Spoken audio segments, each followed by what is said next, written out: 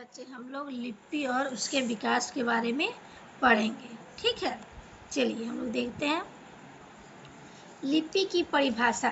ठीक है, तो लिपि की परिभाषा कामता प्रसाद गुरु के अनुसार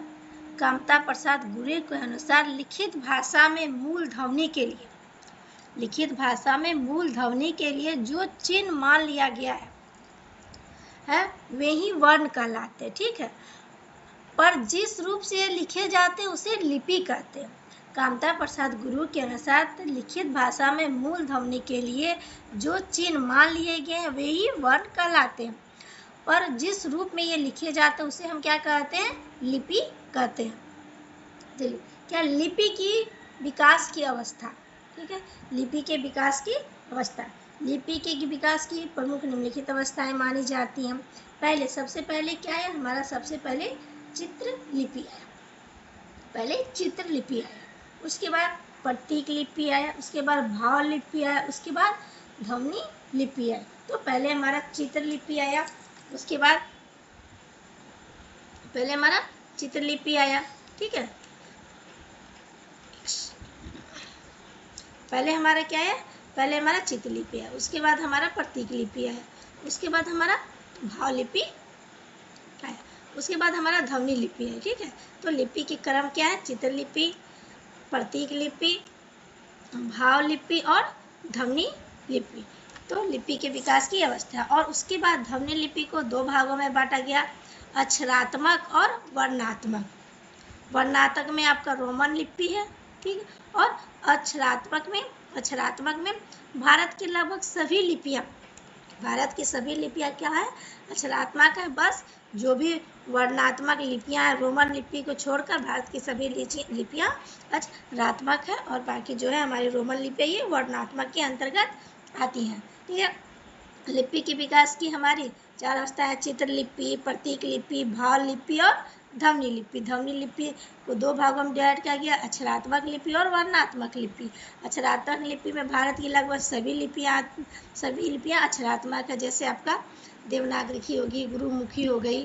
ठीक है, ये सारी लिपियां क्या हो गई? हमारी अक्षरात्मक लिपि हो गई। और हमारे क्या वर्णात्मक है? वर्णात्मक हमारा रोमन लिपि आती है। रोमन लिपि जितनी भी है सब किस में आती है? वर्णात्मक के अंतर्गत आती है। आगे देखते हैं हम लोग ब्राह्मणी लिपि का विकास। तो ब्राह्मणी लिपि का विकास कैसे हुआ है? ब्राह्मणी लिपि फिर उसके बाद आई दक्षिणी शैली और उत्तरी शैली। ठीक है, तो ब्राह्मणी लिपि का जब विकास हुआ तो दक्षिणी शैली में हमारा क्या है? दक्षिणी शैली में हमारा आया तेलुगु, तमिल, कन्नड़ जैसी लिपियों का दक्षिणी शैली से हमारा विकास हुआ। उसके बाद आया उत्तर शैली। उत्तर शैली में क्या हुआ? ब्राह्मणी लिपि के बाद उत्तर शैली आई। उत्तर शैली के बाद चौथी और पांचवी सदी में गुप्त लिपि आई। ठीक है, गुप्त लिपि के बाद हमारी कुटिल लिपि आई, सिद्ध मात्रिक लिपि। तो पहले ब्राह्मणी लिपि का विकास हुआ, फिर उत्तरी शैली और दक्षिणी शैली। दक्षिणी शैली में आपका तमिल, तेलुगु, कन्नड़ जैसी लिपि का विकास हुआ, और उत्तरी शैली में हमारा गुप्त लिपि का विकास हुआ, वो चौथी और पांचवी सदी में। उसके बाद गुप्त लिपि के बाद हमारा कुटिल लिपि आया, सिद्ध मात्रिक लिपि आया।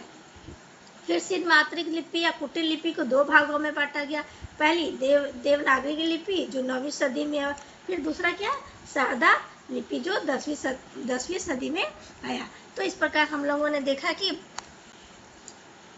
लिपि का विकास पहले चित्र लिपि आई, उसके बाद प्रतीक लिपि आई, उसके बाद भाव लिपि आई, उसके बाद ध्वनि लिपि आई। ध्वनि लिपि को दो भागों में बांटा गया, अक्षरात्मक लिपि और वर्णात्मक लिपि। अक्षरात्मक लिपि में भारत की लगभग जितनी भी लिपियां सभी आती हैं, और वर्णात्मक लिपि में जितनी भी रोमन लिपियां सभी आती हैं। चलिए आगे हम लोग देखते हैं कि लिपि का विकास। तो सबसे पहले क्या आई? ब्राह्मणी लिपि आई। ब्राह्मणी लिपि को दो भागों में बांटा गया, दक्षिणी शैली और उत्तरी शैली। दक्षिणी शैली के अंतर्गत हमारा या तेलुगु, तमिल, कन्नड़ जैसी लिपियों का विकास हुआ, और उत्तरी शैली में हमारा गुप्त लिपि आई। उत्तरी से पहले ब्राह्मणी लिपि, उसके बाद फिर उत्तरी शैली, उसके बाद गुप्त लिपि जो चौथी और पांचवी सदी में है, उसके बाद कुटिल या सिद्ध मात्रिक लिपि। कुटिल लिपि को दो भागों में बांटा गया, देवनागरी की लिपि जिसका विकास 9वीं सदी में हुआ, और दूसरा शारदा लिपि जिसका विकास 10वीं सदी में हुआ। चलिए आगे हम लोग देखते हैं खड़ी बोली का अर्थ। ठीक है। खड़ी बोली का हमारा अर्थ है सीधी, जो हम लोग खड़ी बोले थे सीधी। सुनीति कुमार चटर्जी के अनुसार, जो सुनीति कुमारी चटर्जी के अनुसार जो है खड़ी बोली का को सीधी लिपि कहते हैं। खड़ी बोली को हम सीधी लिपि भी कहते हैं। कामता प्रसाद गुरु के अनुसार हम खड़ी लिपि को ककर्स लिपि भी कहते हैं। सुनीति कुमार चटर्जी के अनुसार सीधी लिपि कहते हैं, ठीक। और खड़ी बोली को ककर्स लिपि कहते हैं। और गवारू लिपि, खड़ी बोली को गवारी लिपि किसने कहा? तो खड़ी बोली को गवारी लिपि गिलक्राइस्ट ने कहा। और खड़ी बोली को बाई किसने कहा? तो किशोरी दास वाजपेयी ने खड़ी बोली को बाई कहा। और खरी या शुद्ध, इसका क्या होता है? स्वरमान। खरी या शुद्ध मतलब स्वरमान। तो खड़ी लिपि को सीधी लिपि सुनीति कुमारी चटर्जी ने बोले, और ककर्स लिपि को कामता प्रसाद गुरु ने, और गवारू लिपि को गिलक्राइस्ट ने, और खड़ी बोली को बाई किशोरीदास वाजपेयी ने, और खड़ी या शुद्ध स्वरिमान है। चलिए आगे हम लोग देखते हैं कि बोलियों का नामकरण, ठीक है। बोलियों का नामकरण, जैसे कि हिंदी की भिन्न बोलियों और उनके नामकरण करने वाले विद्वानों अलग अलग हैं, उनके मतभेद भी अलग अलग। जैसे कौरवी नाम किसने दिया? तो कौरवी नाम राहुल संस्कृत्यान जी ने दिया। कौरवी नाम किसने दिया? राहुल संस्कृत्यान जी ने दिया। राजस्थानी नाम किसने दिया? तो राजस्थानी ग्रियर्सन ने। और ब्रजबुली हमारा ईश्वर चंद्र गुप्त ने। और बिहारी ग्रियर्सन ने। डिंगल बंकीदास। और भोजपुरी रेमंड। और मैथिली हमारा क्या है? कोलचक।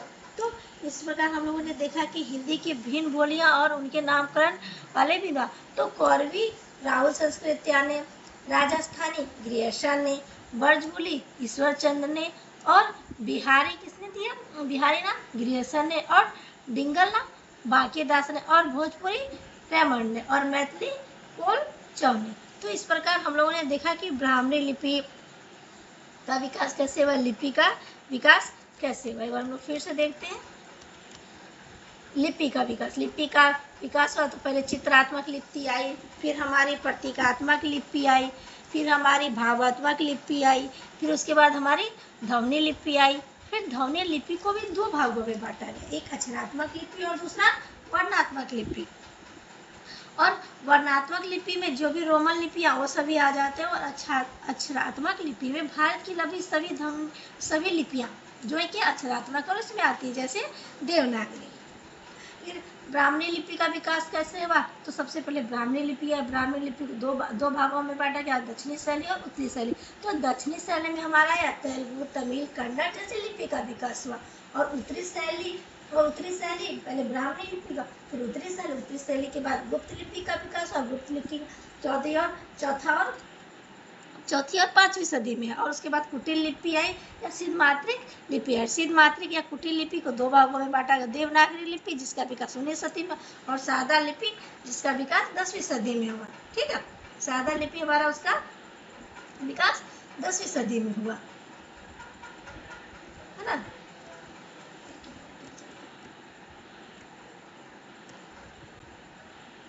फिर हम लोग आगे देख लेते हैं। आगे खरी बोली का अर्थ आप लोग देख ही लिए। इससे खरी बोली को सीधी बोली सुनीति कुमारी चटर्जी ने बोला, ककर्स कामता प्रसाद गुरु ने, गवारू जो है गिलक्राइस्ट ने, और ग्वारी जो हमारा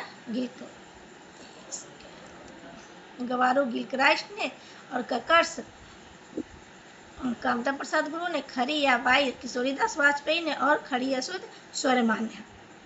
उसके बाद बोली का नाम पर तो कौरवी नाम राहुल संस्कृत्यान जी ने, राजस्थानी नाम ग्रियर्सन जी ने, ब्रजबुली ईश्वर चंद्र गुप्त ने, और बिहारी नाम ग्रियर्सन जी ने, और डिंगल बांकीदास, और भोजपुरी रेमंड, और मैथिली कोलचक, ठीक है।